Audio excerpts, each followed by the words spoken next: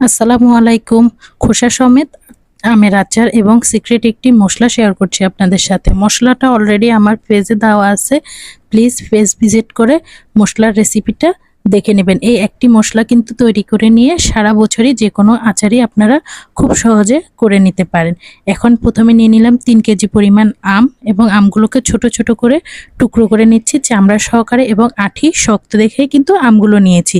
2-3 ঘন্টা রোদে শুকিয়ে নিলাম। এখন দিয়ে দিলাম 1 কাপ পরিমাণ গুড়, হাফ কাপ চিনি, স্বাদ মতো লবণ, 2 কাপ তেল এবং 2টো শুকনো মরিচ, 1 চা চামচ হলুদ গুঁড়া এবং 1 চা চামচ মরিচ গুঁড়া এবং মশলা করে রেখেছি সেখান থেকে 2 টেবিল চামচ মশলা দিয়ে হাফ কাপ পরিমাণ ভিনেগার দিয়ে দিলাম। এখন অনবরত জাল করে এই পানিগুলোকে টেনে আচারগুলো ভালোভাবে সিদ্ধ হয়ে আসলে নামানোর আগে আবার 1 টেবিল চামচ মশলা দিয়ে আরও কিছুটা ভাজা ভাজা করে নামিয়ে নিলেই কিন্তু রেডি। আল্লাহ হাফেজ।